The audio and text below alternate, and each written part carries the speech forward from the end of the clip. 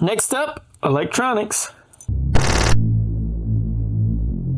Welcome back to the channel, guys. Today we're gonna move this body out the way. We don't have body mounts for it yet. I'm still going through and checking out some of you guys' comments, trying to decide what I want to do with that, but I think it's about time we install some electronics. The wheels and tires are gonna come off today for us to be able to do that. I actually picked up another set of front tires. I'm not too happy with the size of the buggy fronts. So I picked up some other tires to try to do a little experiment with them, and when those come in, we'll go over that in the build. Hopefully that'll fill out the front fenders a little more on the truck.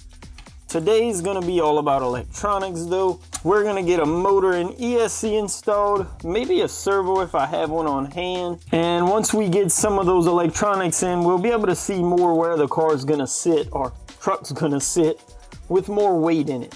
Right now it's a rolling chassis with nothing in it at all.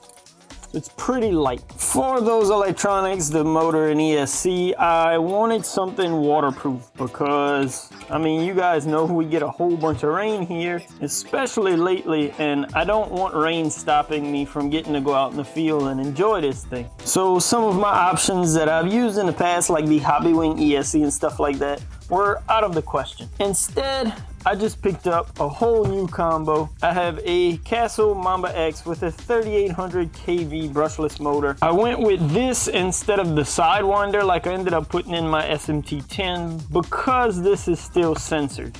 Being that this is technically still a drag build, I wanted to stay with censored, and I figured for a start we'll go with a 3800 kV. This should fit in there perfectly, and on 2S, or I could likely even run 3S because there's no real rules to what I'm building here. This should give us some really good speed, should fit in the car nicely.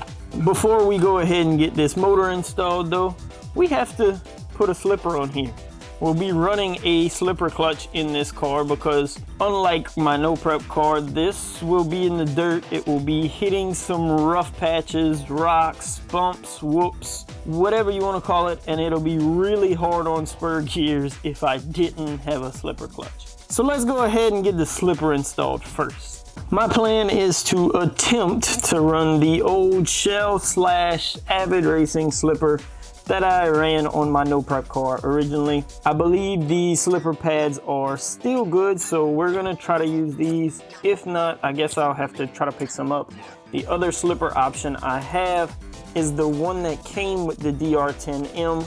It actually should bolt straight up to this car as well, but we're gonna try to use this one and hope for the best. The main issue is the first one I thought I was gonna run into, and it looks like I may have to create a little spacer for this first slipper plate. I used that spacer on my DR10M to space the eliminator out so it wouldn't hit the motor plate. I'm gonna have to do the same thing here, except I don't have another one of those spacers, so I have to either make something or find something else to use in its place. Well, I have a spacer made. I will be the first to admit that I am not the greatest machinist in the world, especially when it comes to little bitty parts like this. I just don't have the tooling or knowledge, honestly, available to be able to create really nice small parts. So sometimes something small like this, I may end up bending it out of round or grabbing the work and throwing it across the room. In the end, I have a part that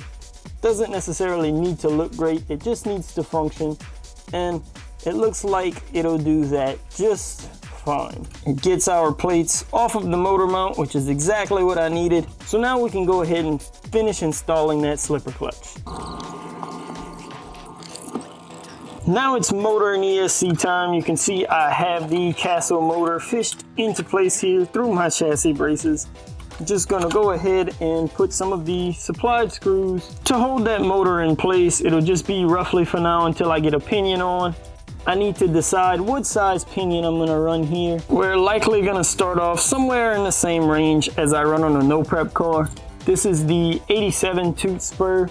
So we'll probably go around 20, 21, maybe 22 tooth pinion, and watch temps we'll be able to tune with the ESC. As for the ESC, I'm kind of wanting to mount it up front on this build. This is a little different than no prep. I'm not really worried about these very long motor leads. And I also want to keep some weight forward because I don't want to run a wheelie bar. And although we're gonna have less traction being on the dirt, I know this thing will still want to wheelie. So the more weight I can keep up forward, the better. Unfortunately, I don't think I can actually get this ESC mounted in place today because I want to mount the servo first and see how much room I have left over for the ESC and the battery. And I don't have a servo. I thought I had one that I could use, but I don't have one that has the ears on it to mount anymore, even as just a placeholder. So I'll have to put it in order for a servo, and we'll get back to finishing mounting up the electronics, hopefully in the next video. Let's see if we can put a pinion on this motor, and then we'll wrap up this video by throwing the wheels and tires back on and seeing what this weight will do in terms of suspension tuning and body mount.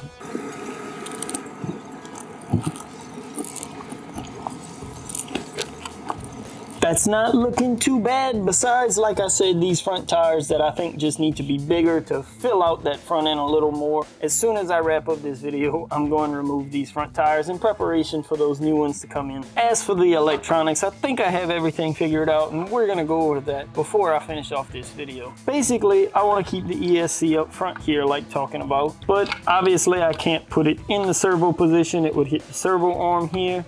And that also doesn't leave me enough room to run a long standard size LiPo pack. So I thought of a couple options and think I figured out what I'm gonna do. I have a servo on order. It's gonna be another low profile servo, just like I run in my no prep car. And I'm gonna build a bracket like I recently put in my no prep car to mount the servo on top of the bulkhead here in between the shocks. That should get the servo out of the way, free up a lot of space in the middle here, and my LiPo will be able to fit straight in the middle here. If I do that, where does the ESC fit in? Well, my plan is to make a little mount to actually put a bridge over the LiPo. So my batteries will be able to slide in underneath that bridge, plug in, and the ESC will actually be sitting up top here. I have a couple measurements to make, and I can go ahead and do some 3D modeling. I don't know if it'll be a completely 3D printed piece or if I'll do like I did in the past and use some carbon fiber maybe as a top plate. And because of the big cab of the body, we won't have any issue clearance wise in the body. So with that, I think that's all I can do today. That'll wrap up our video for today. Next time we should have some new tires for the front. I'll try to get all of those pieces modeled up and 3D printed to get the servo mounted and the ESC mounted. And basically all there'll be is mounting the body, painting it up, and getting this thing out to test it. I'm really excited to see what you guys are thinking about this build so far. I'm excited to get it out there running and get it all dirty. Make sure to let me know in the comments below what you're thinking of the build so far. Any ideas you have for the build, what would you do? And subscribe so you can see this thing out in the dirt, hopefully in the next couple of weeks. As always, thanks again for watching. Peace.